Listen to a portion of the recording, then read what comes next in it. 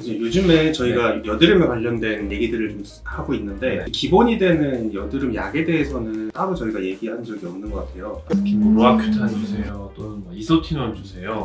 피지 조절제 찾는 분들이 종종 있어요. 어떤 약인지, 부작용이 어떤 게 있는지 이런 걸 한번 말씀드려 보겠습니다. 네. 안녕하세요, 공쌤. 안녕하세요, 권쌤입니다.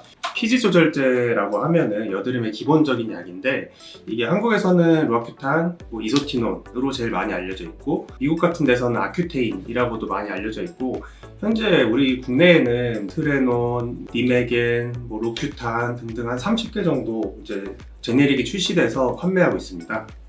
이 피지 조절제 성분이 이제 이소트레티노인이라고 해서 비타민 A 유도체 성분이잖아요. 가장 1차적으로 피지선에 작용을 해서 피지 분비량을 감소시키는 효과가 있고요.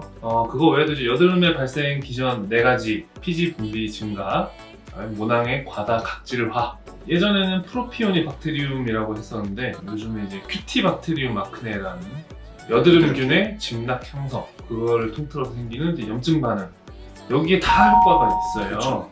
그럼 이런 피지 조절제가 피지량을 조절해서 여드름에 효과가 있는 걸로 알려져 있는데 이 피지 조절제의 교과서적인 용량은 10ml짜리 하나를 하루에 2알이나 3알 정도 7, 8개월 정도 이제 복용을 하라고 되어 있는데 실제로 현실적으로 임상에서는 그렇게 고용량까지 주지는 않고요. 일단은 증상을 좀 조절해 가면서 이제 용량을 좀 줄이거나 감량을 하거나 이렇게 처방을 하는데 이게 이제 이 피지 조절제가 이슈가 되는 게 이제 부작용이 있다는 걸 좀 정확하게 알고 처방받아서 복용하시는 게 이제 중요합니다. 방법이 조금씩은 다 다를 수 있겠지만 저희는 하루에 많게는 그냥 2알 정도, 심하면 네, 2알 그 정도로 시작을 하고 점점 좋아질수록 줄여나가는 그런 정도의 방법을 사용하고 있습니다. 네. 그러면 부작용이 도대체 어떤 게 있길래? 그렇죠. 부작용을 정확하게 아셔야 됩니다. 네. 가장 흔하게 발생할 수 있는 부작용은 피지 조절을 하면 우리 얼굴에 이제 기름기를 빼는 거기 때문에 피부 건조증이나 결막염 같은 것들이 이제 흔하게들 이제 호소를 하시기도 하고요. 또한 이게 이제 어떤 지방 대사에 영향을 미치는 약이기 때문에 콜레스테롤 수치나 이제 중성지방 수치에 영향을 미칠 수가 있어서 3개월에 한 번 정도는 이제 피 검사로 이제 수치가 변화가 있는지를 확인하는 걸 이제 권유드리고 있습니다. 이런 부작용들은 이제 생기더라도 이제 약을 이제 중단을 하게 되면 정상적으로 회복할 수 있는 이런 심각하다고는 할 수 없는 부작용 중에 하나입니다. 가장 중요시하게 생각을 해야 될 부분이 이제 태아의 기형 발생에 관한 문제인데요.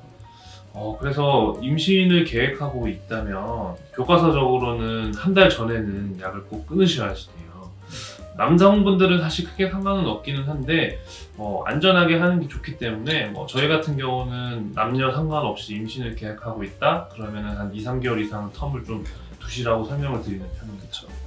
이런 피지 조절제 이외에도 염증이 좀 심한 여드름 같은 경우는 이제 급성기에 이제 항생제를 좀 같이 처방하는 경우도 있고요. 대표적으로는 이제 독시사이클린이나 미노사이클린, 미노신이라고 많이 불리죠. 이런 약들을 급성기 때는 좀 줘서 이제 염증을 어느 정도 잡아준 다음에 이제 피지 조절제를 처방을 하는 경우들이 좀 흔하게 있습니다.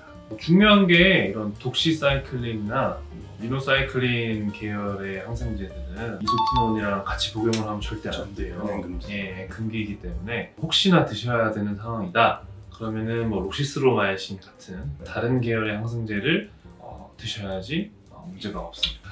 안내를 받고 처방을 받으셔야지 그냥 혼자 염증이 심하니까 항생제 아무거나 먹어야지 이렇게 하시면 절대 안 됩니다.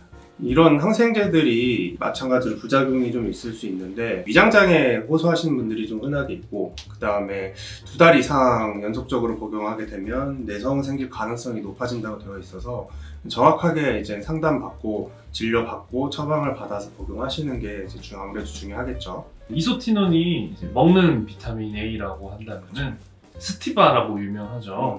바르는 제제도 있어요. 그래서 이 스티바를 면포성 여드름에 사용하시면 좋은 효과를 보실 수가 있고요.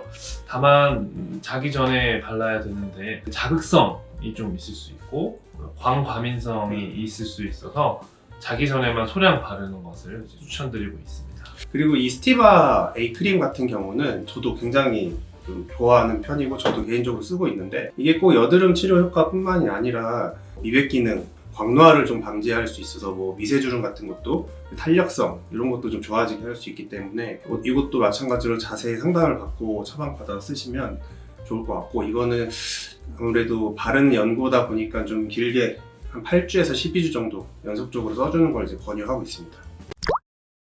저희가 이제 여드름에 관해서 이것저것 많이 다뤘잖아요. 검은 약도 있고 연중 주사도 다뤘고 골드피스도 다뤘잖아요. 네.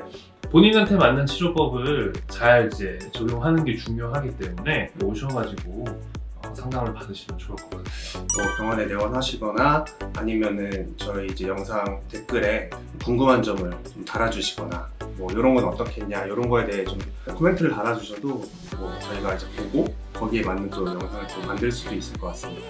자, 그러면 오늘도 여기까지 정리를 해보도록 하고요. 유익하셨으면 구독과 좋아요, 알림 설정. Check the mic and make sure it sound right, boys.